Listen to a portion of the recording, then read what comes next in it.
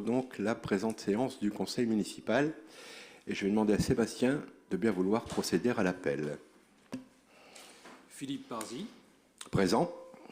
Virginie Sanchez est excusée. Elle a donné procuration à Jean-Marc Boulonne. Pierre Dubar. Présent. Christophe Gras. Va nous rejoindre, il est sur la route. Karine Pernac de Croc. Présente. Jean-Marc Boulonne. Présent. Chantal Delporte. Présente. Patrick de Régère. Présent. Sophie Cortus. Présente. Philippe Lelièvre. Présent. Marjorie Lejoin. Présente. Jean-Noël Fenel. Présente. Sophie Maille. Présente. Julien Parzi est excusé. Il a donné procuration à Patrick de Régère. André Den. Présent. Mauricette Waterloo. Présente. Bernard Vandenbusch est excusé. Il a donné procuration à Philippe Lelièvre. Laurent Lanzion. Souad Mignafi est excusé. Elle a donné procuration à Pierre Dubar. Alison Verfailly. Bernard Bourré. Anne-Marie Leroux-Poissonnier. Marie-Christine Hendrix Vasseur est excusée. Elle a donné procuration à Isabelle Berquet. Didier Martin. Catherine Dubar. Sandra Massard est excusée. Elle a donné procuration à Karine de Croc-Pernac. Isabelle Broders-Berquet. Frédéric Planck est excusé. Il a donné procuration à Philippe Parzi. Alexis Lecoeuf. Mathilde Vauman. Va nous rejoindre. Claire Dutilleul. Grégory Van Grevenage. Et Mathilde Demont. Merci Sébastien. Le quorum étant atteint, j'ouvre donc la présente séance du conseil municipal. Avez-vous des observations à formuler sur le dernier procès-verbal de séance? Je le considère donc comme adopté. Je vous remercie. Alors, étant donné la réforme des règles de publicité, d'entrée en vigueur et de conservation des actes pris par les collectivités territoriales et leurs groupements, il s'agit de la dernière fois que tous les membres du conseil municipal signent le procès-verbal. Au prochain conseil, seuls le maire et le secrétaire de séance seront amenés à signer. Conformément à l'article L2122-22 du Code général des collectivités territoriales, je vous rends compte des décisions prises dans le cadre des délégations qui m'ont été données par le conseil municipal le 30 juin 2020, sans autorisation préalable de cette assemblée. Donc vous avez été destinataire hier de ces deux décisions. Nous passons donc à l'ordre du jour et notamment au point numéro 1, à savoir la délégation du conseil municipal au maire.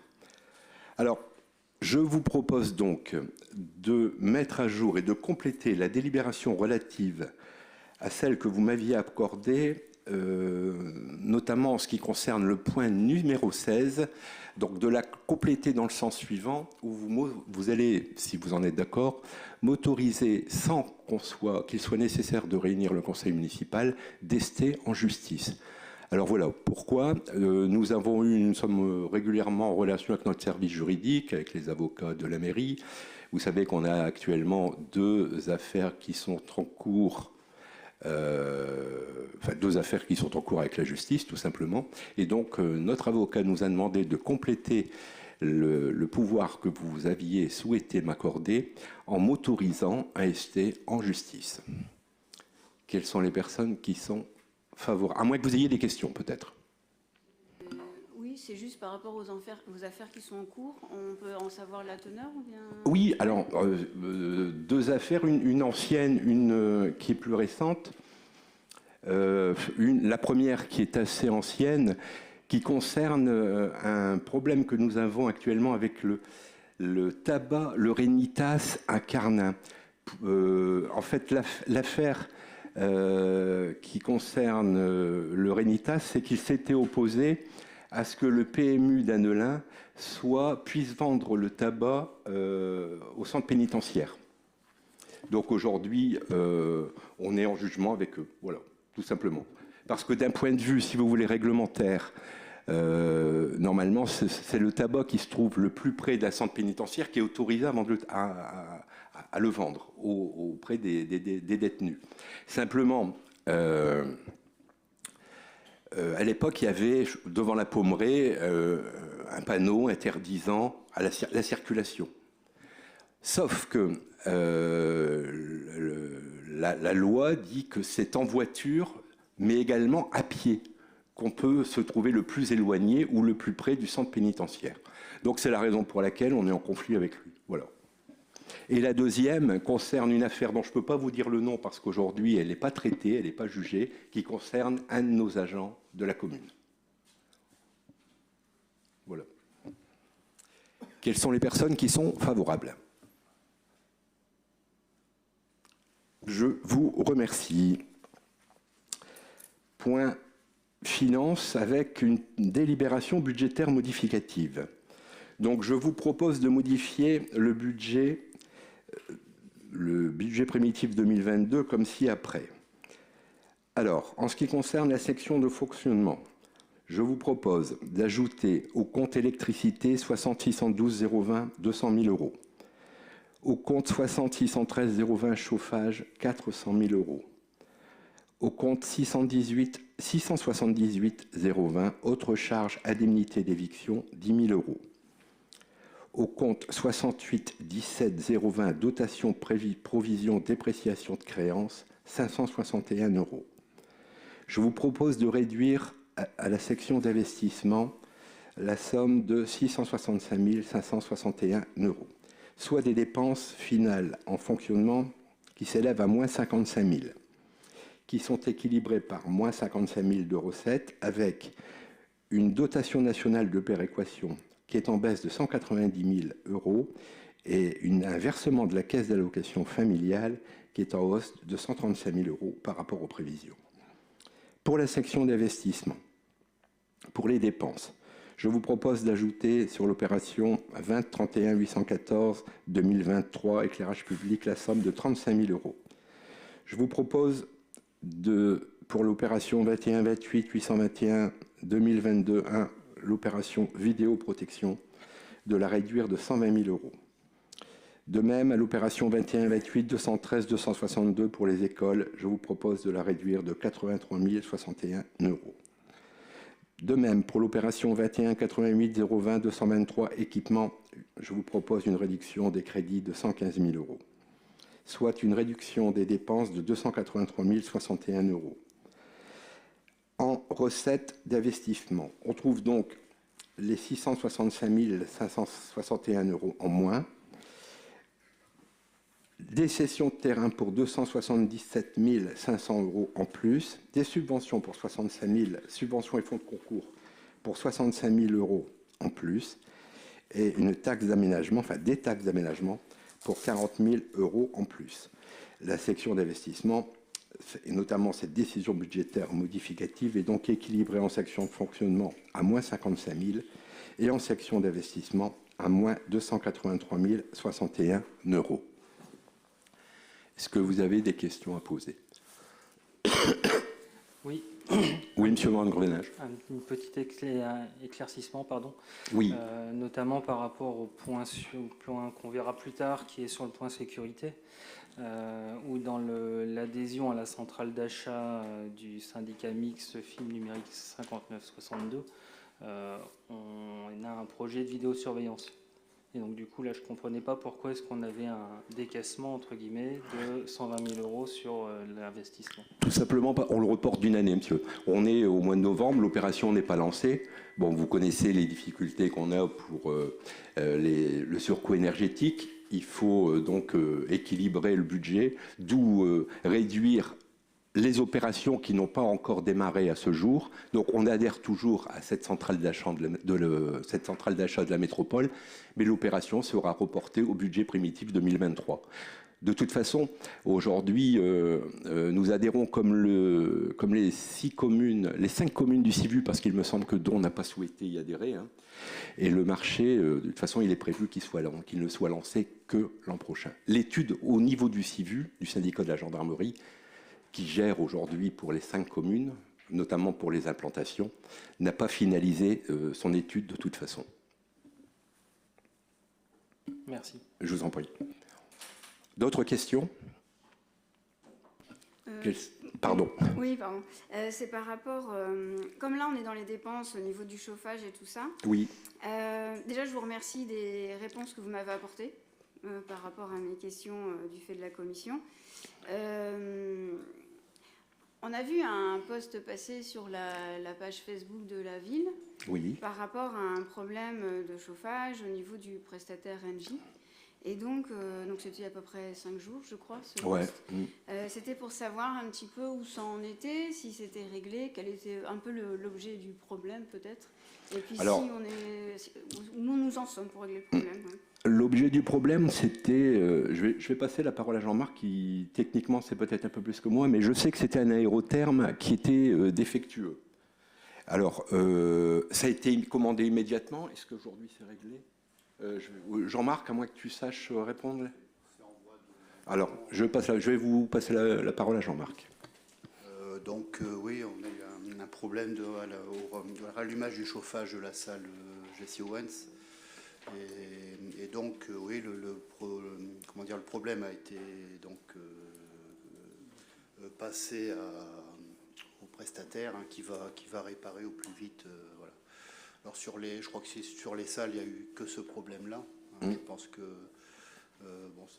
ça va être fait assez vite. Bon, c'est une salle de sport. Quand on fait du sport, évidemment, c'est un peu désagréable de faire du sport par un temps. Bon, c'est pas non plus une école, donc il y a peut-être moins d'urgence à traiter le problème dans une salle de sport que dans une école.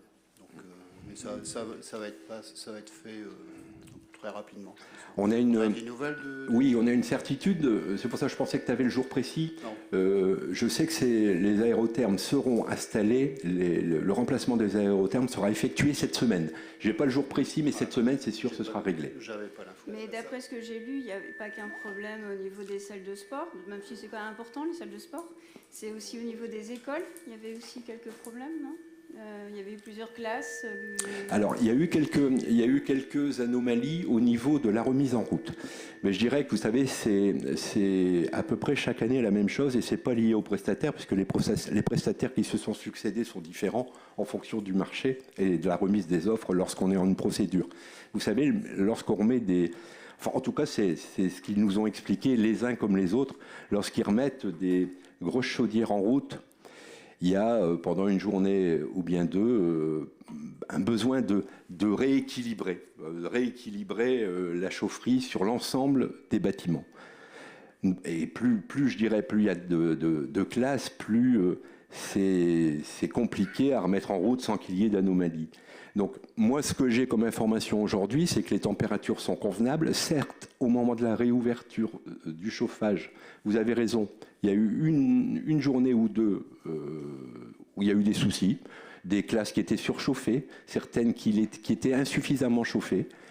Et le prestataire a réglé. Et au bout de 48 heures, moi, selon les informations des différents chefs d'établissement, au bout de 48 heures, j'avais plus de soucis nulle part. Et donc, dans ces salles de sport ou même où il y a des associations, donc là, c'est réglé aussi ou c'est en phase d'être réglé? Il n'y a pas besoin de trouver des solutions alternatives Parce qu'apparemment, de ce qu'on lisait, alors maintenant, je ne suis pas allée vérifier moi-même, mais de ce qu'on lisait, c'est qu'apparemment, les températures étaient quand même assez basses. Mais ça ne concerne que Jesse Owens. C'est parce que vous avez une multitude d'assauts qui la fréquentent. Vous avez toutes les associations vocation à pratiquer du sport de combat, les arts martiaux, oui. Et donc, effectivement, vous avez pu entendre le karaté, vous avez pu entendre le judo, mais je veux dire, ça ne concernait que cette salle Jesse Owens. C'est parce que vous avez plusieurs présidents qui fréquentent le même local. Donc, d'ici quelques jours, c'est réglé? Ouais, cette semaine. Ça devrait l'être, ça doit l'être cette semaine. La température baisse encore plus. Alors on n'est pas resté inactif, ça ne règle pas et ça ne réchauffe pas forcément les adhérents, mais sachez qu'on a fait, dès le jour où on a été informé, un constat d'huissier pour,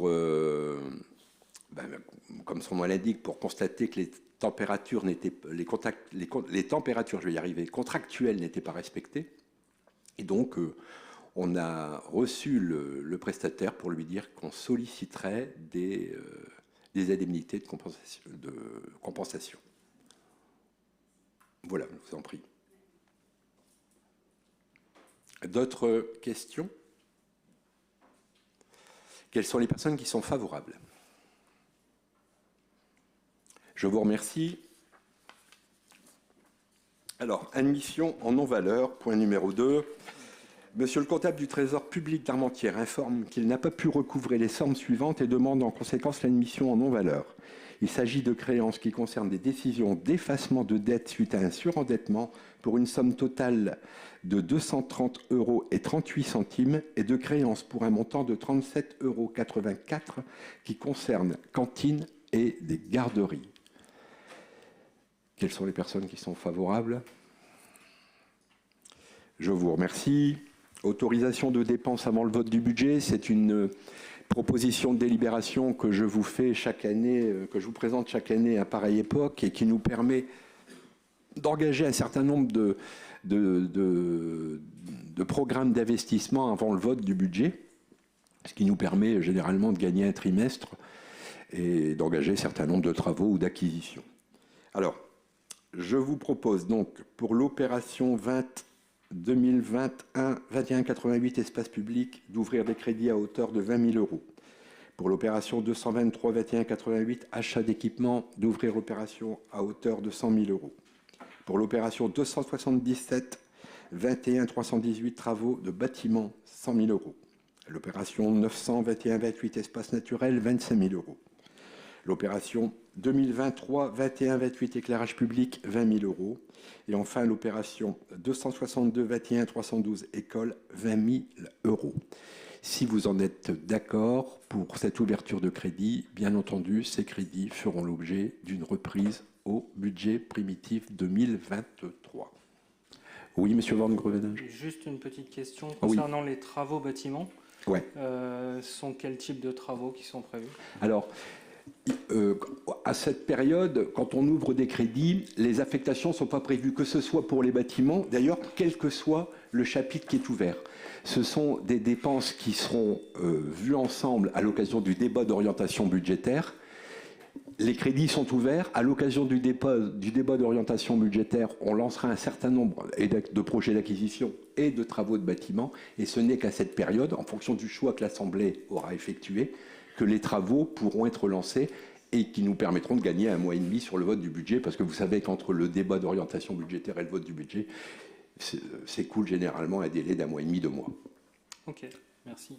Je vous en prie. Quelles sont les personnes qui sont favorables? Je vous remercie. Fongibilité des crédits dans le cadre de l'instruction budgétaire et comptable M57.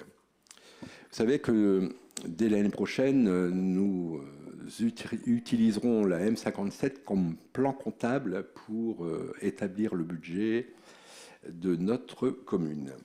Alors, cette instruction permet de disposer d'un peu plus de souplesse budgétaire puisqu'elle offre la possibilité au conseil municipal de déléguer au maire la possibilité de procéder à des mouvements de crédit de chapitre à chapitre, à l'exclusion des crédits relatifs aux dépenses de personnel, dans la limite de 7,5%, et ce, dans chacune des sections, à savoir fonctionnement et investissement. Dans ce cas, le maire informe l'Assemblée de ces mouvements de crédit lors de sa plus proche séance. C'est comme si c'est le même procédé que pour les décisions que vous m'avez autorisé à prendre sans réunir le conseil municipal. Vous en êtes systématiquement informé lors du conseil municipal suivant. Eh bien, c'est la même méthode. Si vous en êtes d'accord, vous pourriez m'autoriser à faire des virements de crédit de 7,5%, je vous dis, dans l'une ou l'autre des sections, hormis les dépenses liées au personnel, ce qui nous évite parfois de nous réunir pour prendre une simple décision budgétaire modificative. Excusez-moi. Voilà. Alors, bien entendu, il y a le principe et ensuite il y a l'autorisation qui est accordée ou pas préalablement à chaque vote du budget. Donc, sur le principe, c'est une chose. Ensuite, si vous en êtes d'accord, eh bien, chaque fois que nous... Parce que 7,5, c'est le maxi. Donc, vous pouvez très bien une année m'autoriser à 7,5, l'année suivante m'autoriser à 4, l'année suivante à 6. Il n'y a pas d'obligation que ce soit 7,5 chaque année. Mais c'est vrai que c'est pratique. Ce n'était pas offert par la M14. C'est vrai qu'on a parfois dû réunir le conseil municipal pour une simple décision budgétaire modificative. Alors c'est toujours important que les élus du conseil soient informés d'une variation de crédit. Mais en même temps, quand c'est nécessaire, regardez cette fois-ci, par exemple, une crise énergétique qui n'est pas prévue, en tout cas qui ne peut pas être prévue en totalité au moment du vote du budget, encore moins au niveau du débat d'orientation budgétaire. Si cette variation s'était trouvée dans une simple fourchette de 7,5, eh bien, j'aurais pu abonder le chapitre sans qu'on soit tenu de se réunir. De toute façon, nous nous serions réunis et je sais très bien que pour honorer l'ensemble de nos factures, eh bien, vous y seriez pas opposé. D'autres questions? Quelles sont les personnes qui sont favorables? Je vous remercie. Convention de mise à disposition de salles au profit du collège. Dans le cadre de son programme pédagogique, le collège Albert Boll utilise des équipements municipaux. Afin d'en préciser les modalités d'utilisation, il y a lieu de prévoir une convention qui fixera pour l'année scolaire les règles et le tarif. Celui-ci serait de 15 € par heure d'utilisation. Alors il faut savoir que cette convention était préalablement établie par le département. C'est une convention tripartite qui était signée entre le département du Nord, le collège et la ville. Depuis, le département du Nord verse une certaine contribution financière au collège et le collège est ainsi autonome, je dirais, pour gérer son propre budget en matière de programme pédagogique. C'est donc la raison pour laquelle il revient à la ville de proposer et de signer cette convention, mais cette fois-ci, convention bipartite, puisque le département, en tant qu'entité, ne serait plus concerné et ne serait plus signataire de ce document. Quelles sont les personnes qui sont favorables? Préalablement, avez-vous des questions peut-être? Quelles sont les personnes qui sont favorables? Je vous remercie.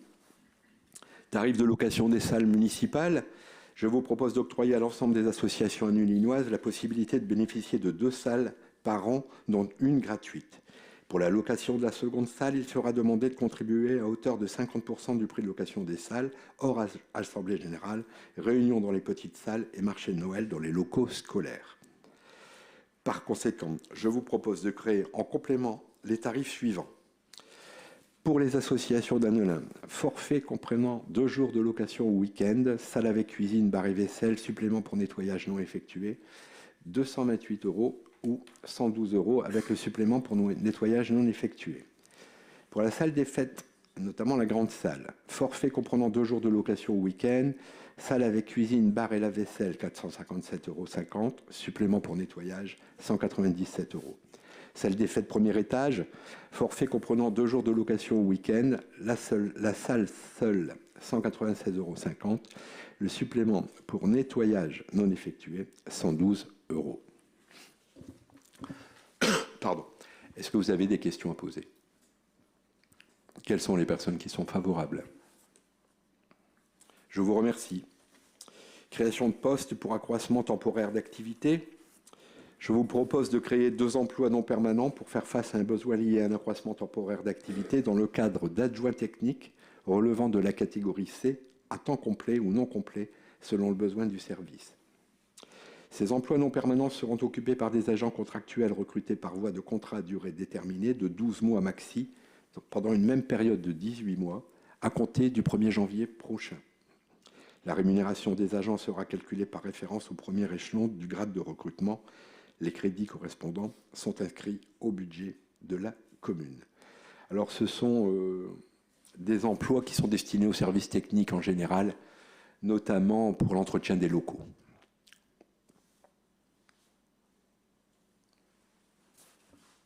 Des questions?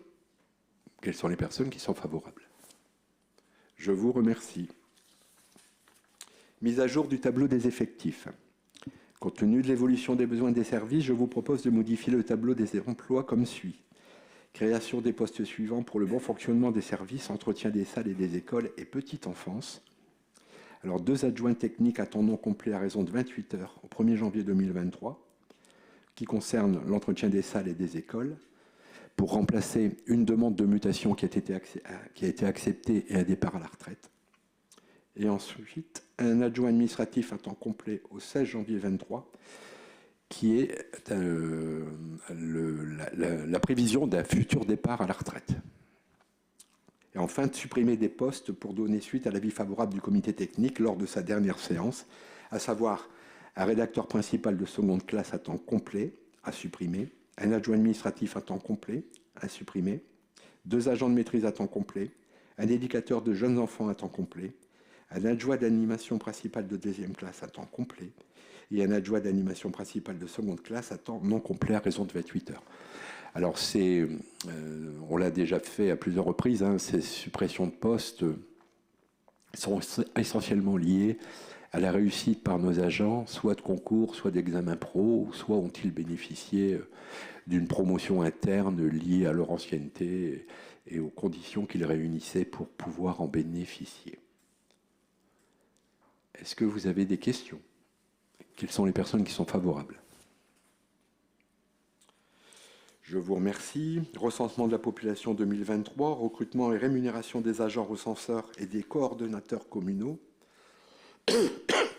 Le prochain recensement de la population en partenariat avec l'INSEE va se dérouler du 19 janvier au 25 février 2023. Un coordonnateur communal ainsi que son adjoint ont été désignés. Je vous propose donc de fixer leur rémunération de la manière suivante. 90 centimes par feuille de logement collectée. 1,10 € par feuille de logement Internet. 1,40 € par bulletin individuel collecté. 1,60 € par bulletin individuel Internet. 2 séances de formation par agent seront nécessaires. Je vous propose de les rémunérer à hauteur de 25 € la formation. Et enfin, d'accorder un forfait déplacement de 50 €. Les crédits budgétaires suffisants seront prévus au budget primitif de l'année 2023. Vous savez qu'en tant que commune de plus de 10 000 habitants, hein, chaque année, un échantillon de la population qui doit être de 8 ou 10%, 8% je crois, c'est ça, 8% de la population est recensée pour nous permettre d'actualiser notre nombre d'habitants annuellement. Quelles sont les personnes qui sont favorables? Avez-vous des questions d'abord? Quelles sont les personnes qui sont favorables? Je vous remercie. Point suivant, je passe la parole à Sophie. Bonsoir à tous et à tous. Alors, ça concerne la dérogation au repos dominical au titre de l'année 2023. Donc, afin de garantir l'équité des conditions d'ouverture des commerces de détail des communes de la métropole européenne de Lille et de donner une visibilité tant aux professionnels qu'à la clientèle, la MEL a souhaité proposer une harmonisation du dispositif sur l'ensemble de son territoire. Elle a donc fixé un cadre général pour les années 2023 à 2026, dans lequel chaque ville doit s'inscrire pour obtenir cet avis favorable qui prendra la forme d'une décision directe. Alors, le calendrier des 7 dates fixes reste inchangé. Les 2 premiers dimanches des soldes, le dimanche précédant la rentrée des classes et les 4 dimanches précédant Noël. Ainsi, pour 2023, les dates pourraient être les suivantes. 15 janvier, 2 juillet, dimanche précédent la rentrée des classes, le 3, 10, 17 et 24 décembre 2023.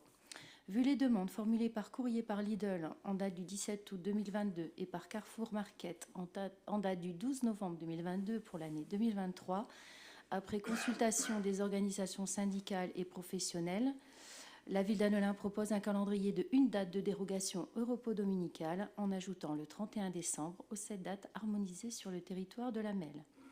Ainsi, le calendrier 2023 des ouvertures des commerces de détail dérogeant à la règle du repos dominical sera le suivant. 15 janvier, 2 juillet, dimanche précédant la rentrée des classes, le 3 décembre, le 10 décembre, le 17 décembre, le 24 décembre et le 31 décembre. Donc, le nombre de dimanches excédant 5, la métropole européenne de Lille sera saisie pour avis conforme. Je vous propose donc d'émettre un avis favorable aux 8 dimanches proposés ci-dessous comme dérogeant à la règle du repos dominical pour l'ensemble des secteurs d'activité de commerce de détail. Voilà. Avez-vous des questions? Êtes-vous favorable? Merci bien.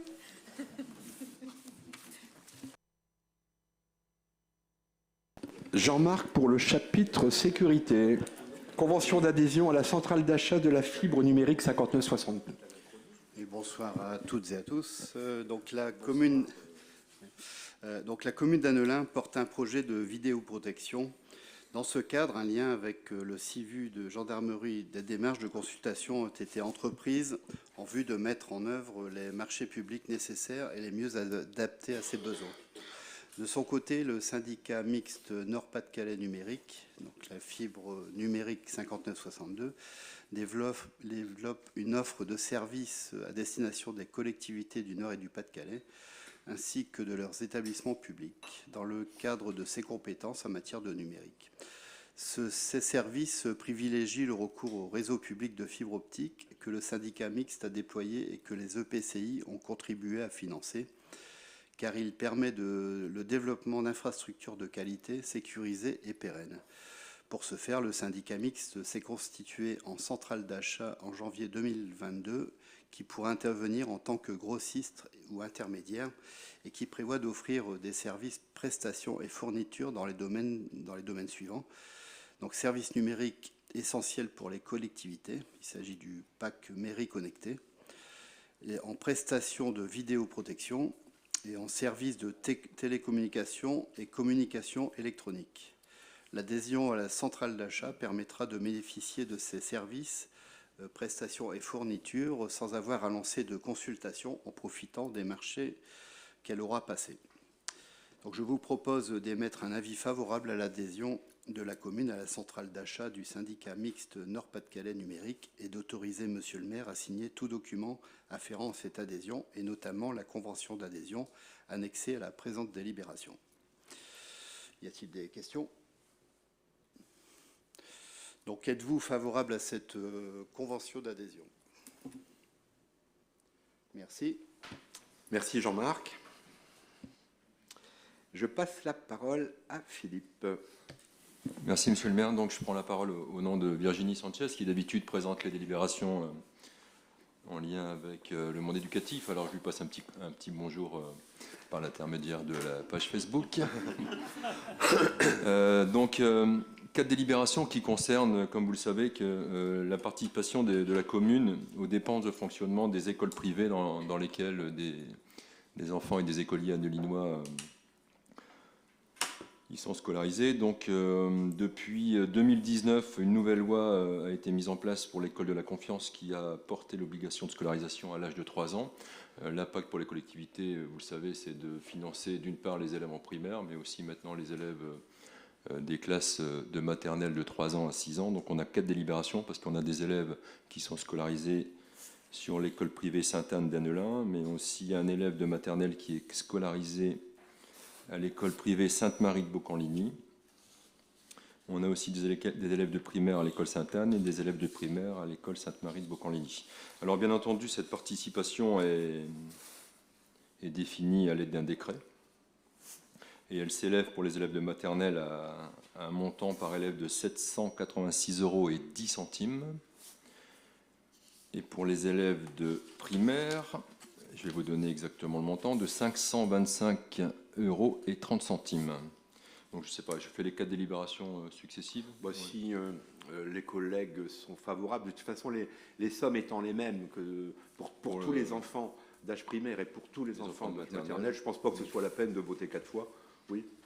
À moins que vous ayez des questions relatives à cette délibération, sachant qu'il y a 74 élèves sur l'école privée Sainte-Anne d'Annelin, ce qui correspond à une participation de 58 171,40 € pour ces dépenses de fonctionnement, qu'il y a un élève à l'école privée Sainte-Marie en maternelle, donc ce qui correspond à une participation de 786,10 €, que nous avons 104 élèves scolarisés en primaire à l'école privée Sainte-Anne, ce qui correspond donc à une participation de 54 631,20 €, et que nous avons, je cherche le nombre d'élèves, 8 élèves qui sont scolarisés à l'école primaire privée Sainte-Marie de Beaucamp-Ligny pour une participation de 4 202,40 €. Donc c'est les mêmes délibérations. Est-ce que vous êtes favorable à ces participations ? Merci pour cette délibération.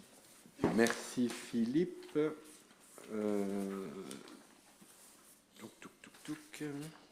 Bah, c'est toi qui conserves la parole. pour la convention territoriale globale avec la CAF. Donc, cette convention territoriale globale avait déjà été signée il y a 2 ans. Et donc, je vous demande simplement d'autoriser Monsieur le maire à signer le renouvellement de cette convention pour les 3 prochaines années. Une convention territoriale globale qui est intéressante pour la commune, car elle vient en appui financièrement des actions mises en place dans le domaine de la jeunesse. Et donc, c'est tout simplement un renouvellement de cette convention qui avait été signée. Donc, êtes-vous favorable à ce que Monsieur le maire puisse re-signer cette convention territoriale globale? Merci. Merci Philippe. Modification du règlement de fonctionnement des activités périscolaires et extrascolaires. C'est toujours à toi la parole. Oui. Alors c'est... Excusez-moi.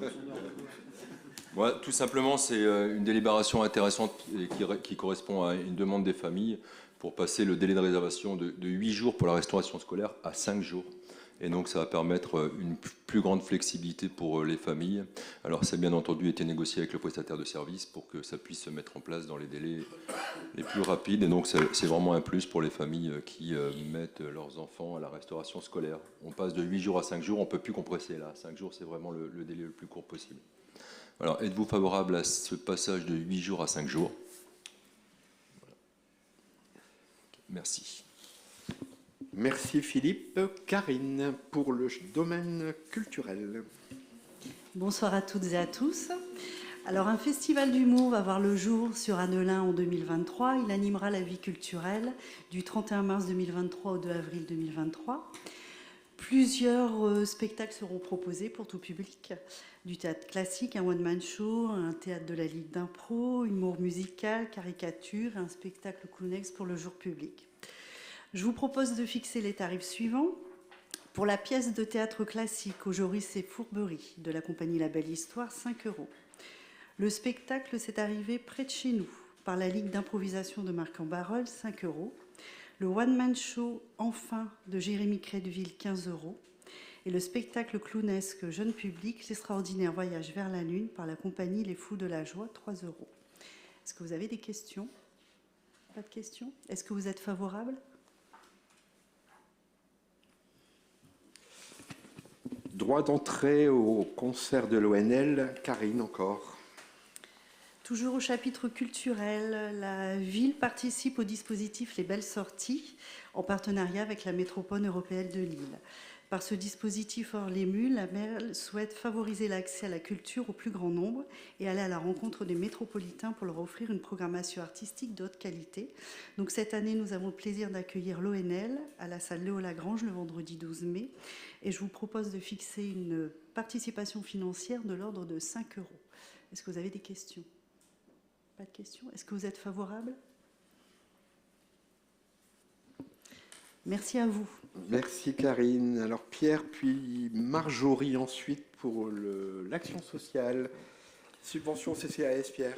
Tout à fait, chers collègues. Afin d'assurer la trésorerie du Centre communal d'action sociale, je vous demande d'autoriser Monsieur le maire à verser une avance sur la subvention d'un montant évalué à 100 000 € qui sera versé en début d'année 2023 avant le vote du budget primitif.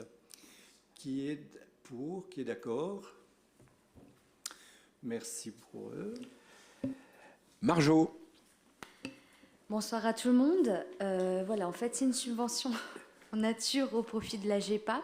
Donc, je vous demande de bien vouloir octroyer une subvention en nature qui consiste à la fabrication des repas par la restauration municipale pour le repas de Noël de la GEPA.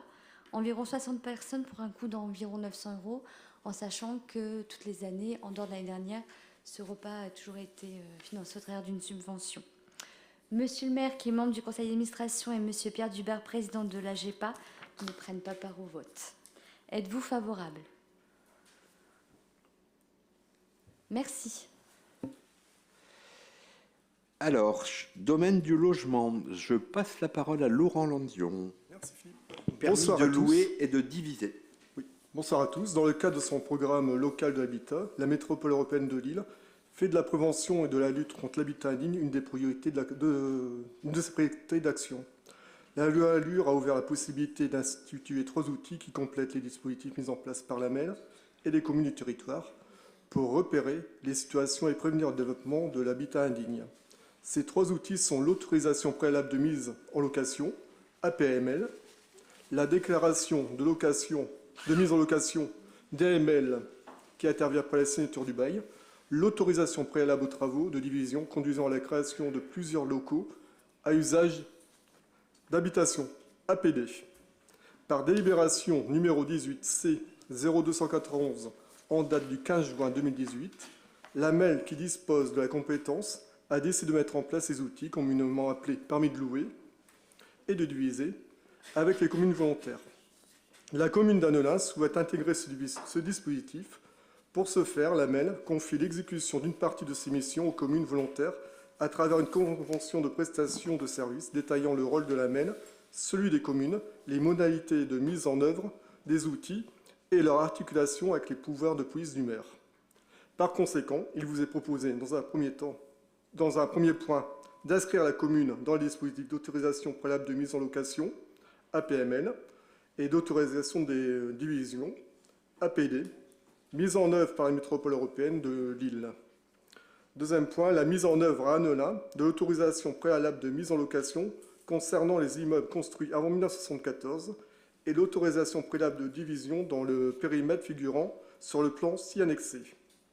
Troisième point, que les autorisations soient délivrées par le président de l'AMEL à la suite d'une demande adressée en mairie et d'une instruction assurée par les services de la commune au moyen d'un logiciel mis gratuitement par l'AMEL. Quatrième point, d'approuver la convention de ces prestations de services pour la mise en œuvre des outils de lutte contre l'habitat indigne, ci annexé, conclu avec l'AMEL pour une durée de 2 ans à compter du 1er janvier 2023. Cinquième point, que l'AMEL rembourse chaque année à la commune les frais engagés par celle-ci en fonction du nombre et du type d'actes instruits par la commune selon les coûts unitaires suivants. Autorisation préalable de mise en location, 49,92 €. Autorisation préalable de division, 99,84 €. Ces coûts unitaires pourront être révisés par voie d'avenant. Je vous propose d'autoriser Monsieur le maire à signer la dite convention de prestation de services ci annexée et tous les documents nécessaires à la mise en œuvre de la présente délibération. Êtes-vous favorable? Avez-vous des questions? Non? Rapide. Merci. Merci Laurent. Alors, chapitre des subventions, je vais passer successivement la parole à Patrick, à Karine et à Philippe.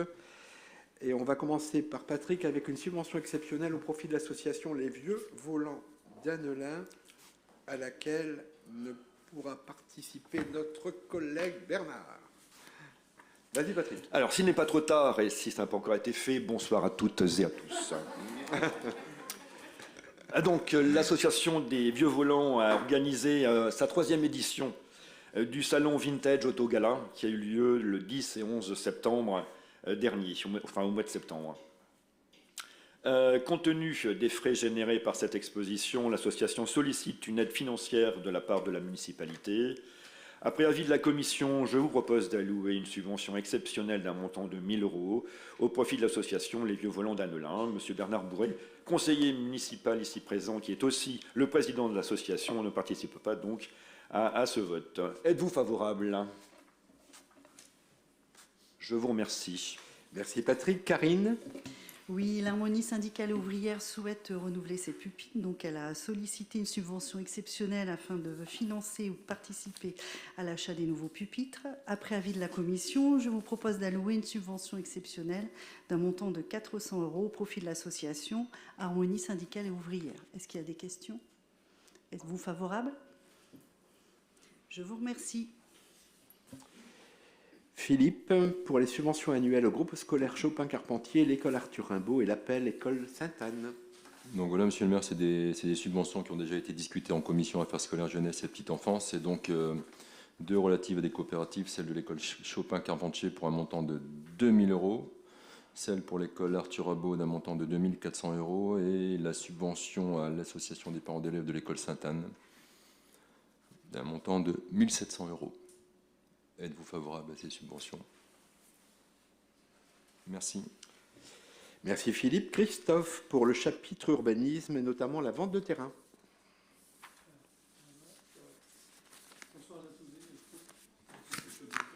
Veuillez m'excuser, un petit peu fatigué. Là, je rentre de la conférence métropolitaine des maires où on a eu droit à une intervention de monsieur le préfet pendant 2 heures. Donc il faut que je rentre dans le salon. Qui m'a un peu fatigué. Voilà. Donc, vente d'un terrain rue Diévard. Monsieur et madame Thomas Quedin, domiciliens rue Pierre-Diévard à Neulin, ont exprimé le souhait d'acquérir la parcelle jouxtant leur habitation afin d'agrandir leur propriété. Cette parcelle étant traversée par une canalisation d'eau pluviale, il a été décidé, en accord avec le gestionnaire de réseau et la MEL, de grever le bien d'une servitude aux conditions suivantes: le terrain non constructible, aucune plantation de type haie ou arbre avec des racines profondes ne doit être implantée pour ne pas esquinter la canalisation. Aucun aménagement physique entraînant une déconstruction coûteuse ou au moyen d'engins ne doit être implanté. Permettre l'accès aux engins de chantier à chaque demande, à savoir 24 heures sur 24, 7 jours sur 7, puisqu'il faut savoir que cette canalisation, elle sert d'exutoire pour les eaux d'orage. Permettre le pose d'un portillon et d'une clôture amovible côté rue démontable, et la même chose côté champ. Une double chaîne et un cadenas privé et un cadenas MEL a été demandé. Après avis favorable de la commission, je vous propose de vendre la parcelle reprise au cadastre section AC numéro 15 au profit donc de monsieur et madame Thomas Quedin, domiciliés à rue Pierre-Diévard à Neulin, soit une superficie d'environ 127 m² au prix de 45 € le mètre carré. Le terrain avait été évalué par le service des domaines à 15 € le mètre carré. Les frais inhérents à cette cession seront à la charge des acquéreurs. Êtes-vous favorable à cette cession dans les conditions énoncées précédemment, et autorisez-vous, monsieur le maire, à signer toutes les pièces administratives rattachées à ce dossier? Qui est pour? Je vous remercie. Intercommunalité, Christophe, pour le plan de mobilité. Alors, le plan de mobilité, je vais retrouver. Hop. Voilà. Donc, nous sommes interrogés pour donner un avis sur le plan de mobilité. Je vous rappelle que le plan de mobilité, il était là pour remplacer le plan de déplacement urbain sur la période 2010-2020. Et il a pour objectif d'anticiper la croissance future à l'horizon 2035, la croissance démographique.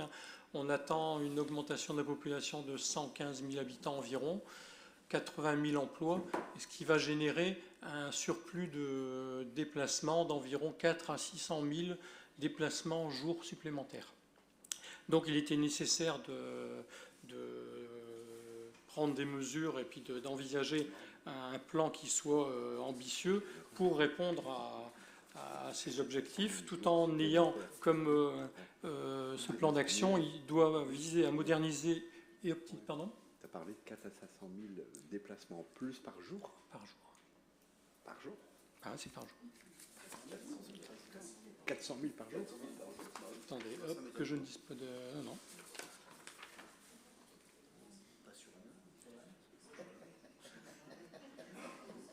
Non, c'est...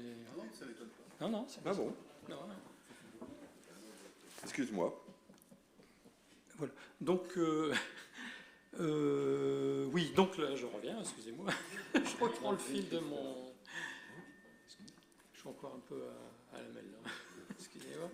Donc, alors, en ce qui concerne les enjeux du plan de mobilité, donc c'est organiser une mobilité pour tous qui allie cadre de vie et développement du territoire, préserver l'environnement en favorisant les modes de déplacement moins polluants et moins émissifs en gaz à effet de serre, développer une mobilité qui contribue au dynamisme économique et proposer une mobilité pour tous moyennant un prix abordable, tant pour l'usager que pour les collectivités qui mettent en œuvre les solutions de mobilité.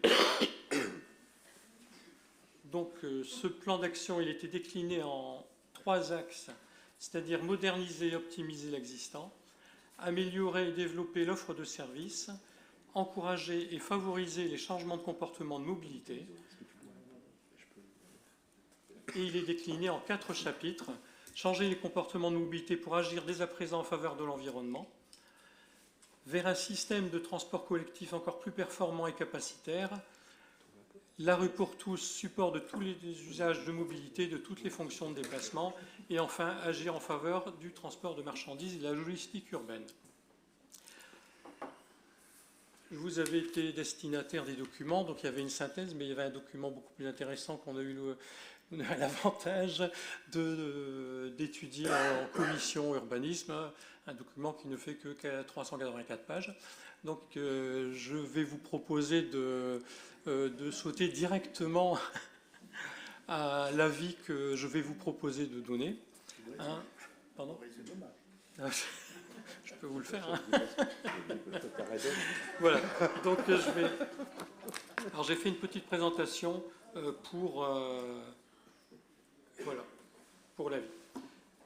Alors, je rappelle le contexte. En tant qu'autorité organisatrice de mobilité, suite à la loi LOM, la métropole européenne de Lille s'est engagée dans la révision de son document de planification afin de remplacer le PDU 2010-2020 et élaborer un nouveau plan de mobilité. Maintenant, ça s'appelle comme ça. Et ce plan, il traduit les ambitions en matière de transition environnementale et énergétique cadrée à l'échelle nationale sur la stratégie nationale bas carbone. Il est élaboré en compatibilité avec le SRADET, un schéma régional d'aménagement et de développement durable et d'égalité des territoires, le schéma de cohérence territoriale de Lille Métropole, le SCOT, dont vous avez déjà entendu parler, et le plan climat et énergie territorial métropolitain que nous avons approuvé en décembre 2021. Alors, quelques rappels. La commune d'Annelin, je vous rappelle, est sur les champs captants, donc ressources précieuses et fragiles de la métropole. Elle fait donc partie, comme 29 communes de la métropole, des communes dites gardiennes de l'eau.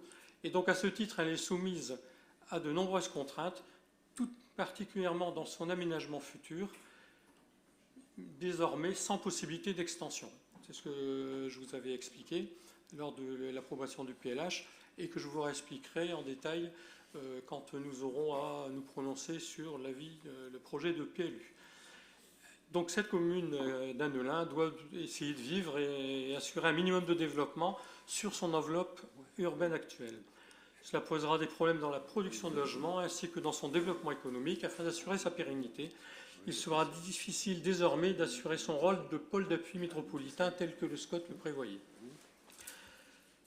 Il sera également difficile d'augmenter la part d'emploi sur son territoire, donc la part d'actifs devant se déplacer pour aller travailler ne pourra baisser significativement. Et donc la problématique des mobilités devient alors un sujet prégnant. Alors, hop, j'avais oublié de déclencher. Donc, le poids démographique du sud de la couronne, c'est à notre rappel, et du territoire des WEP, s'il ne représente qu'environ 120 000 habitants, c'est-à-dire à peu près 10% de la métropole, a un impact beaucoup plus important sur le flux de circulation. En effet, il faut prendre en réalité la quantité de déplacements que génère un voyageur, c'est-à-dire prendre le nombre de voyageurs multiplié par les kilomètres qui sont faits. Et c'est là qu'on a vraiment la vision de la pression réelle d'une population sur la totalité des flux.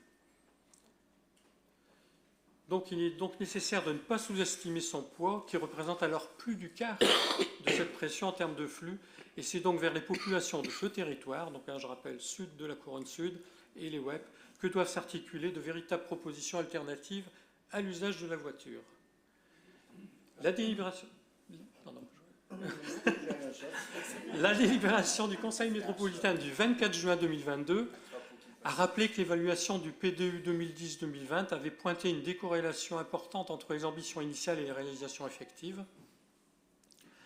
L'évaluation avait dressé le constat d'un usage en hausse de la voiture, avec une évolution à la hausse du nombre de véhicules, 610 véhicules pour 1000 habitants sur le territoire que je vous ai montré, un sud périurbain et des WEP, à comparer aux 477 pour la moyenne de la MEL, et expliqué par des facteurs démographiques, géographiques et sociétaux, et elle n'a constaté que de timides avancées pour l'usage des transports collectifs, une baisse de l'usage de la marche et une stagnation de l'usage du vélo.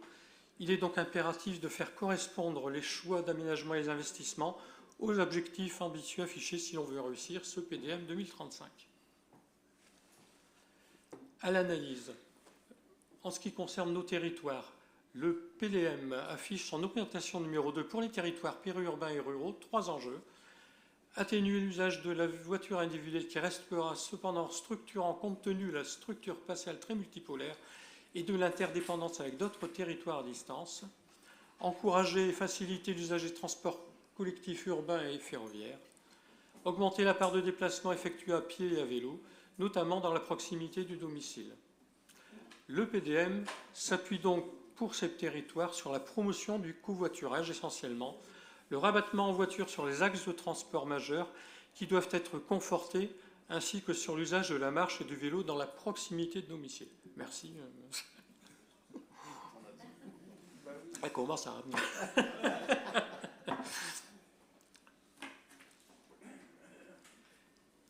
Je vais vous faire un petit peu aussi une analyse du PDM au point de vue investissement.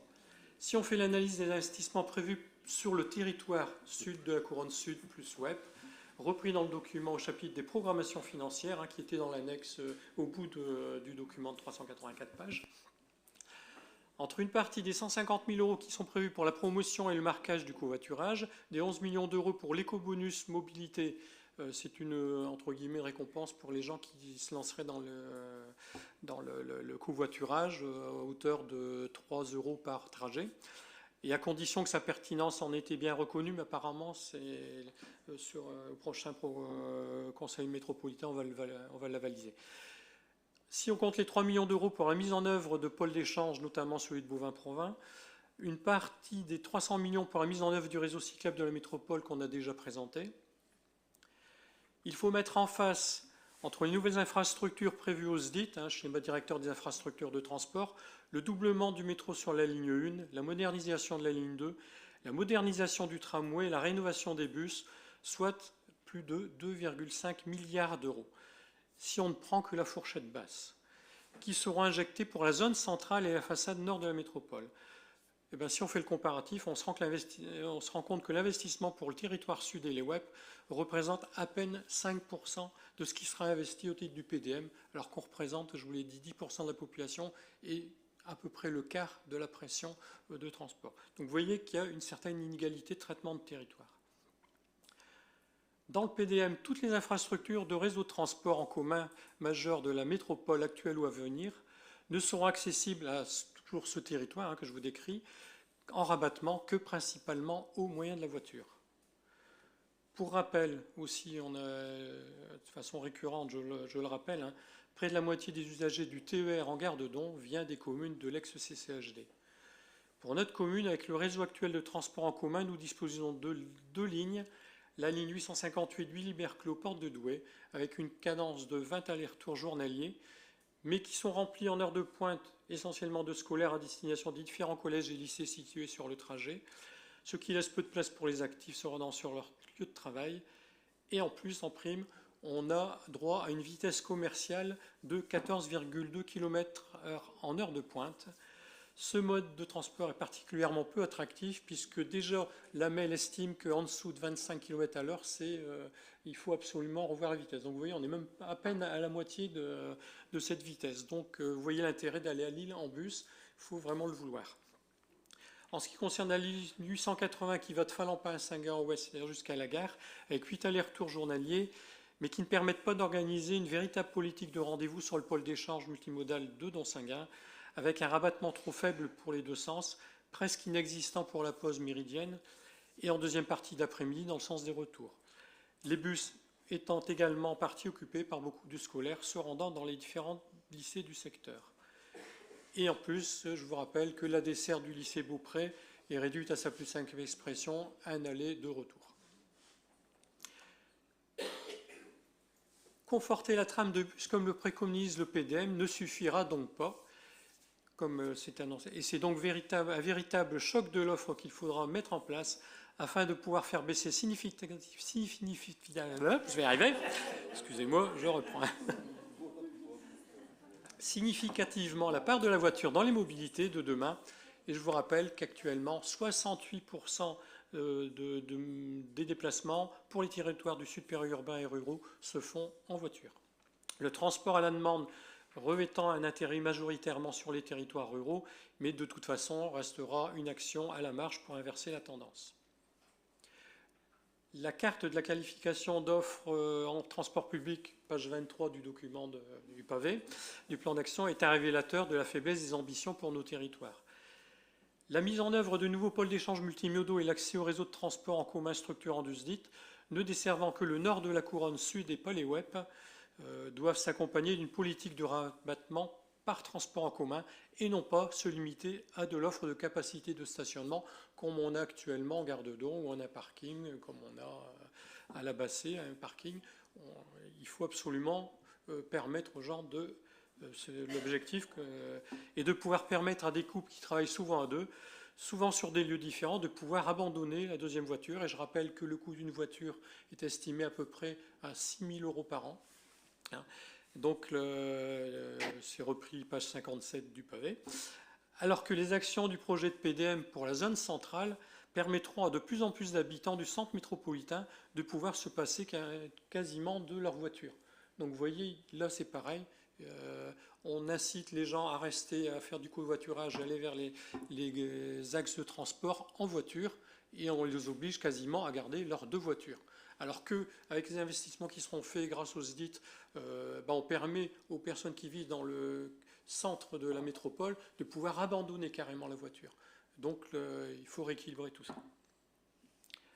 En analyse, là aussi, certaines actions du PDM entrent en dissonance et interfèrent entre elles au risque d'un résultat contre-productif. Par exemple, la mise en œuvre, si la pertinence en est démontrée, je vous en parlais, eh bien, elle le sera, on va la voter le 16 décembre, de l'éco-bonus mobilité va se confronter au problème de la mise en œuvre de la zone à faible émission mobilité. Vous avez tous entendu parler de la zone, la ZFEM, zone à faible émission mobilité.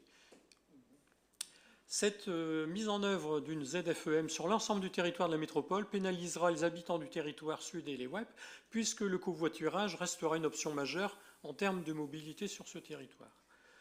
Actuellement, sur notre commune, plus de 10% des véhicules ne pourront plus circuler. Et si on ne prend en compte que les véhicules utilitaires légers, flotte principalement utilisée par le tissu artisanal, c'est plus de 20% de ce parc qui est concerné par cette interdiction de circuler. Pourtant, l'arrêté ministériel du 22 décembre 2021 relatif aux agglomérations concernées par la mise en œuvre d'une ZFEM ne reprend pas toutes les communes de la MEL, 65 sur les 95, l'essentiel des communes du sud périurbain et des WEP n'étant pas reprises dans l'obligation de l'intégrer. Il faut donc revenir au périmètre défini par l'arrêté ministériel. Et de même, l'horizon très proche de la mise en œuvre de cette ZFEM au 31/12/2024 par rapport à l'horizon 2035 du PDM nécessite pour nous de revoir le phasage des investissements à destination des territoires qui ne pourront s'affranchir de l'usage de la voiture, d'autant que les populations concernées aussi sont les plus fragiles, obligées d'habiter à la périphérie de la métropole. Si on veut favoriser la transition vers un parc automobile vertueux, il faut un plan d'équipement en installation de recharge des véhicules électriques, le sigle IRVE, ambitieux, particulièrement donc sur les territoires pour lesquels la voiture restera un mode obligé. Or, ce n'est pas ce qu'on constate pour ce territoire sur le plan présenté, page 63 du pavé. Il est donc nécessaire d'amplifier cette politique de déploiement d'IRVE sur notre territoire. Une politique de mise en œuvre du stationnement contrat à destination qui est proposée également dans le PDM, dans l'orientation 4, page 27, prévoit de contraindre le stationnement à destination sur le lieu de travail. Et bien là, c'est pareil, cette disposition pénalisera principalement les habitants de notre territoire qui restera dépendant à l'utilisation d'un véhicule routier. Le développement du réseau de pistes cyclables prévu dans le PDM, lui, est un véritable levier afin de permettre de basculer sur ce mode de transport. Et il faut saluer la mise en œuvre du réseau Magistrat Vélo Plus, dont une des 12 lignes aura comme origine Annelin, mais il ne sera réellement efficace et incitatif que pour les déplacements intercommunaux de proximité. Et enfin, la desserte voyageurs du cœur de la métropole par la voie d'eau est aussi une offre alternative évoquée dans le cadre général de la LOM, page 15 du diagnostic du PDM, mais elle n'a été reprise dans les propositions du PDM qu'au stade d'une étude d'opportunité, alors qu'il y a une réelle opportunité de la mettre en œuvre entre l'aval de l'écluse de Don et le port fluvial. En résumé, la procédure de révision du PDM a pointé comme condition de réussite que les mesures restrictives à la voiture devront être compensées au mieux par des modes de transport bien répartis sur le territoire, attractifs et accessibles, mais on ne voit cependant pas suffisamment la traduction dans le PDM pour les territoires éloignés du cœur de la métropole comme les nôtres. Il faut donc, entre autres, un rééquilibrage des objectifs par l'extension au sud des futures infrastructures de transport en commun reprises au SDIT. Pour nous, c'est le tramway qui pour l'instant, s'arrête à Wattignies. Il y a une étude d'opportunité pour aller jusque Seclin. Mais bon, dans l'avis qu'on avait donné. Non, c'est pas abandonné. C'est alors, le garant de la concertation, j'ai relu justement, pointe en effet la destination Wattignies, mais demande à ce qu'il y ait une étude d'opportunité pour aller jusque Seclin. Il n'abandonne pas la piste. Donc, tout au moins une véritable politique d'offre de rabattement vers ces infrastructures, et donc il faut un rééquilibrage des investissements. La mise en œuvre du service express métropolitain prévu par la loi LOM, on a eu droit hier à faire partie des 4 cités par le président Macron sur ce SEM, est également le RER. Il a parlé des 10 RER sur 10 métropoles, donc ça s'appelle service express métropolitain, qui est prévu par la loi LOM. Il est également un objectif ambitieux, mais il ne fonctionnera qu'avec une offre suffisante, également répartie sur le territoire, un cadencement et une qualité de service exemplaire au moyen d'une desserte tangentielle permettant de s'affranchir des contraintes de capacité de la gare de Lillefranche par son évitement et l'utilisation du ring ferroviaire qui existe autour de la métropole, tout en offrant de plus grandes capacités et l'accès à de nouvelles destinations. Néanmoins, cette nouvelle infrastructure qui relierait le bassin minier à Lille sous forme d'une voie express se heurtera à 2 écueils. L'inscription des circulations à ces 2 extrémités du tronçon sur réseau classique qui est déjà saturé. On va aller très vite sur ce tronçon, mais pour y rentrer et pour en sortir, on retrouvera toutes les autres circulations. Et donc là, il y aura il y aura des problèmes de cisaillement et donc d'engorgement. Et ensuite, ce que j'arrête pas de souligner, c'est la faisabilité technique d'une gare souterraine à Lille qui devrait néanmoins permettre de retrouver le réseau classique en surface vers Dunkerque, les voies de Dunkerque, les voies qui vont vers Tourcoing. J'ai souligné déjà du temps en 2015 lors de la présentation du réseau express, ce qu'on appelait le RR Percheron, en résumé, mon doute sur la faisabilité technique par rapport au niveau de rampe, parce qu'il faut savoir qu'on sera obligé de passer en dessous de la ligne 2 du métro. Et donc le vice-président d'Ersin, d'ailleurs, dans un article, un interview, a bien précisé qu'il y aurait un réel surcoût, puisqu'il y aurait des kilomètres de souterrain pour aller à cette gare souterraine. Donc, personnellement, j'ai énormément de doutes sur la faisabilité technique. En ce qui concerne le domaine de la circulation des marchandises, il est nécessaire de repenser la chaîne d'approvisionnement de la métropole afin de faire rentrer les marchandises par un mode alternatif au mode routier, qui soit ferroviaire ou fluvial, au cœur de la métropole, et non pas à partir d'un hub multimodal qui serait basé au sud de la métropole, voire au sud des Hauts-de-France, comme on l'entend actuellement. Ce qui continuerait à mettre des camions sur les routes de la métropole et participer à son engorgement quotidien. Il faut donc réactiver les installations ferroviaires centrales au territoire de la MEL et les articuler avec les installations portuaires et entrer dans le cœur métropolitain qui permettrait de mettre en œuvre une véritable politique du dernier kilomètre et contribuerait à diminuer fortement le nombre de camions pour les flux d'échange sur les routes métropolitaines. De même, dans un contexte de protection et contrainte accrue de la ressource en eau sur nos champs captants, je parle là des gardiennes de l'eau, les 29. En ce qui concerne tout particulièrement la circulation de transit pour les marchandises sur notre territoire, ce qui est proposé dans le PDM, c'est juste une étude annoncée, une étude pour vérifier ce qu'il y aurait lieu de faire. Et donc, à l'horizon 2035, on n'aurait qu'une étude, alors qu'il y a urgence de travailler sur l'évitement des circulations de transit sur les communes gardiennes de l'eau. Donc, il faut dès à présent un travail commun entre la MEL et l'État afin de prendre en charge cette problématique et trouver des solutions qui doivent se préparer en amont de l'entrée sur le territoire métropolitain et permettre de limiter ces circulations et donc améliorer la sécurité de notre approvisionnement en eau. Enfin, une action particulière, c'est l'action 39 du pavé. C'est étudier l'opportunité d'utiliser la voie fluviale pour transformer les déchets ménagers du secteur de l'ex-CCHD vers le centre de transfert de Seculdin. Alors, si l'idée paraît séduisante, il y a 2 données qu'il faut prendre en compte. Les tonnages ne devraient pas excéder 350 à 350 tonnes par semaine. tous déchets confondus, ce qui nécessitera un stockage en attente d'une semaine au moins avant de pouvoir les transborder sur une péniche. Et du coup, pour être en bord à canal, pour remplir une péniche, il faudrait une aire de stockage qui se situerait sur la zone de vulnérabilité totale ou très forte de l'aire d'alimentation des captages, ce qui n'est absolument pas souhaitable.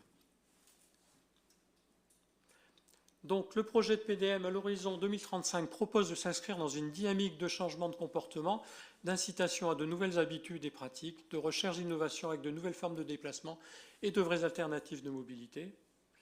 Dans cette optique, on peut saluer également l'évolution des politiques tarifaires, en effet avec la gratuité pour les transports de moins de 18 ans, ou la mise en place d'outils tels que le MAS, alors Mobility as a Service, c'est-à-dire toutes les applications, tout ce qui nous permet de pouvoir organiser son déplacement tant dans la recherche des horaires que dans l'acquisition d'un titre de transport. De même que l'ambition du schéma cyclable souscrit parfaitement aux objectifs inscrits dans le PDM. Mais si le conseil municipal d'Annelin souscrit pleinement aux objectifs et ambitions globales du futur PDM, force est de constater pourtant qu'en l'état actuel du projet de PDM, les actions proposées ne sont pas à la hauteur des enjeux et des besoins du territoire qui nous concerne, c'est-à-dire le sud de la couronne sud de la Melle et le territoire des WEP, avec pour certaines actions, comme je vous disais, la ZFE, le stationnement à destination, qui va contre le principe de demander au sud périurbain de travailler surtout avec du covoiturage. Vous voyez, tout ça, ça se percute, donc avec un risque d'interférer entre elles et compromettre les objectifs finaux. Un rééquilibrage est donc nécessaire tant sur les propositions que sur les investissements à mettre en œuvre afin d'offrir à ce territoire de véritables alternatives de mobilité et sortir de la dépendance à la voiture. Et donc, à ce titre, je vous proposerai donc d'émettre un avis défavorable au plan de projet de mobilité arrêté.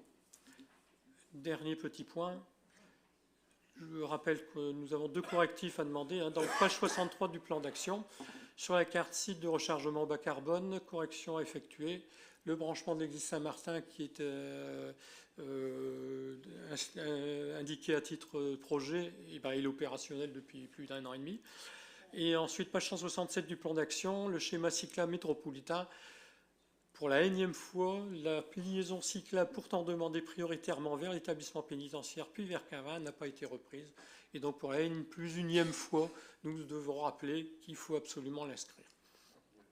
Voilà, donc je suis à votre disposition si vous aviez des questions. Bon, alors, les membres de ma commission ont subi tout ce passum. Je suis désolé, j'essaye de faire une synthèse, mais il y avait quand même pas mal de points. Donc est-ce que vous avez des questions particulières ? Donc je vous propose d'adopter cette position, d'émettre un avis défavorable. Qui est pour cet avis ? Défavorable, oui. Je vous remercie. Je bois un petit coup. Rapport sur la mutualisation et la coopération entre la MEL et ses communes membres. Alors, on va essayer d'aller plus vite. De toute façon, il faut, parce que c'est... Non, mais je veux dire que ça n'a pas la même... Oui, tout à fait. Déjà, il faut que je le retrouve. Non, c'est pas celui-là. Veuillez m'excuser. Alors, je vais vous proposer, je vais le dire tout de suite, d'approuver ce rapport sur la mutualisation et la coopération entre la métropole européenne de Lille et ses communes. Alors, je vous rappelle qu'elle a été introduite en 2015. Ce schéma de mutualisation a été introduit en juin 2015 et tout au long de cette année 2022, par des itérations au Conseil métropolitain et en travail partenarial avec les communes par le biais de la convention, la conférence territoriale et des conférences métropolitaines des directeurs généraux de services. Nous avons un projet d'évolution de ce schéma de mutualisation et de coopération métropolitaine. Alors, l'offre existante, achat, fourniture et logistique, vous voyez, transition écologique, espace naturel. Alors, nous adhérons aux 2 items, valorisation des CE, nous les avons validés pour la 2e fois cette année, on l'a renouvelé cette année. Le conseil en énergie partagée, donc nous renouvellerons, je crois que c'est l'année prochaine.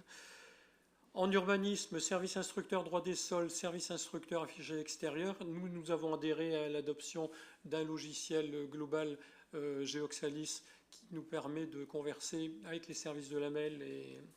Alors, il est en phase d'adolescence, donc forcément à chaque nouvelle version, Vincent peste parce qu'il est perfectible.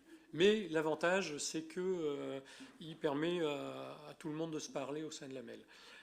Et ensuite, nous venons d'avoir Laurent qui nous a proposé de s'inscrire dans cette convention, la lutte contre la non-décence de l'habitat, donc avec la mise en place de permis de louer, permis de diviser, et la déclaration de mise en location. Donc nous adhérons à ces 3 items. Les autres items, dans ce qui concerne le numérique, la sécurité, patrimoine et assurance, le développement économique et territorial.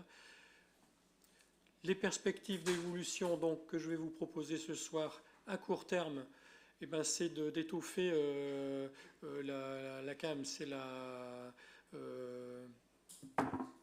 centrale d'achat métropolitaine, en ce qui concerne les services de sécurité d'information et de la vidéoprotection, de réseau métropolitain des moyens d'impression, donc proposition de faire des impressions spécifiques, d'avoir un contrat et de pouvoir tout faire ça grâce à l'AMEL.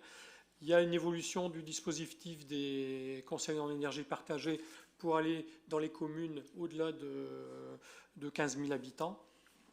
En urbanisme, c'est de faire évoluer, élargir le nombre de communes qui bénéficient du dispositif.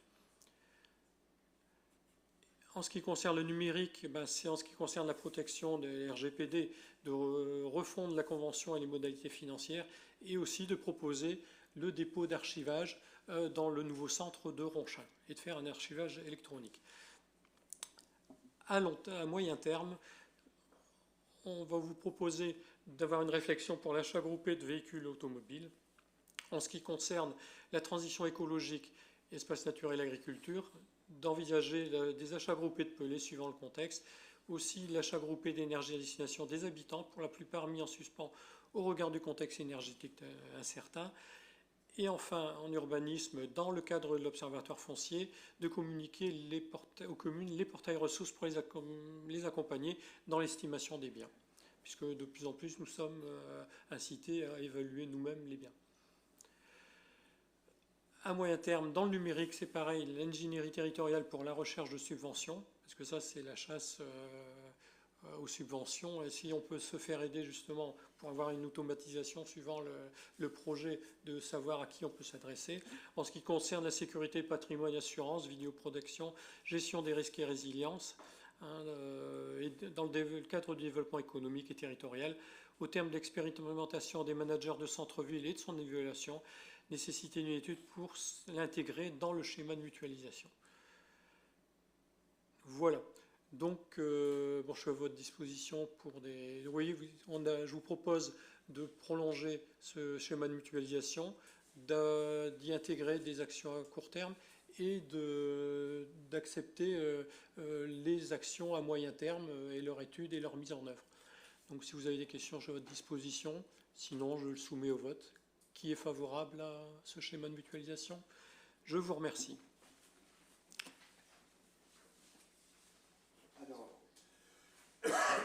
Dernier point, toujours au chapitre environnement, présentation du bilan de la première année de la commission locale climat. C'est un point qui ne sera pas soumis au vote. Donc, alors, Christophe. Donc, comme nous nous étions engagés, nous avons... alors, je ne vais pas redérouler, vous l'avez lu, non. Grosso modo. Nous nous étions engagés à faire un bilan au bout d'un an de fonctionnement. Donc, le principe de ce bilan, on a organisé une réunion le 19, et lors de laquelle on avait demandé à chaque personne participant son ressenti et ses propositions d'évolution. On a fait le constat par rapport à la convention que nous avions mis, la charte que nous avions mis en place, le fonctionnement théorique, le fonctionnement réel, le nombre de réunions, le nombre de participants, et le ressenti, les idées nouvelles, les points positifs, les points améliorés. Et donc, il y a 3 grands axes qui sont sortis de cette synthèse, c'est que il faut envisager de revoir un petit peu la composition, parce que, pour exemple, on avait une idée qui semble généreuse et puis qui nous semblait être intéressante à mettre en œuvre, qui était le tirage au sort de personnes sur les listes électorales. Au bout d'un certain nombre de tirages, des non-réponses ou des refus participés, nous avons une seule personne qui est issue des listes électorales, malgré quelques tirages. Et donc, par contre, on avait tout un pool de volontaires et on n'en avait tiré que 6. Et donc, on s'est dit, c'est quand même dommage. On a des volontaires, on a une liste de gens qui veulent s'investir et on les a limités à 6. Donc, du coup, on va mettre en place un groupe de travail pour revoir un petit peu ce fonctionnement de façon à booster la participation des volontaires qui, eux, sont motivés. Et donc, pendant le mois de décembre, on va organiser une réunion de travail sur le modèle qu'on avait mis en place pour la mise en place de la commission locale climat, pour faire des propositions d'évolution dans ce cadre-là. Il y avait un autre aspect qui avait été envisagé, sur lequel on est revenu, c'est sur le fonctionnement en groupe de travail. On avait voulu fonctionner en groupe de travail thématique et on s'est rendu compte que ça faisait un travail en silo et que tout le monde avait émis des besoins de travailler en transversalité entre groupes. Donc, on vous proposera non plus de travailler en silo par groupe de travail thématique, mais plutôt de travailler sur un projet, sur une idée, et de mêler les groupes pour qu'ils travaillent de concert sur ce sujet. Ça, c'est le deuxième point. Et le troisième point, là, c'est pareil, on a voulu faire quelque chose de carré, et on avait mis en place un outil qui s'appelait SharePoint, sur lequel on devait partager nos fichiers, nos comptes rendus, nos idées. Et donc on s'est rendu compte que là, c'était un peu plus compliqué. Tout le monde ne l'utilise pas, j'oserais même dire qu'il n'y a pas grand monde qui l'utilise, y compris moi. Et donc on va essayer de simplifier. Et c'est pour ça que j'ai demandé à notre conseillère déléguée au numérique et aux nouvelles technologies de l'information, à Alison, de bien vouloir nous donner un coup de main et d'intégrer un petit peu notre commission locale climat en tant que technicienne référente. Voilà, donc c'est grosso modo un petit peu ce qui est ressorti de cette réunion de synthèse. Voilà, ça n'est pas soumis à vote. Je vous rends le micro, monsieur le maire. Alors, ça n'est pas soumis à vote, certes, mais vous pouvez néanmoins vous exprimer, poser des questions si vous avez à poser quelques questions avant que je ne clôture les débats. Pas de questions ? Pas de questions ? Eh bien, écoutez, l'ordre du jour étant épuisé, je lève donc la séance et je vous souhaite à toutes et tous d'excellentes fêtes de fin d'année.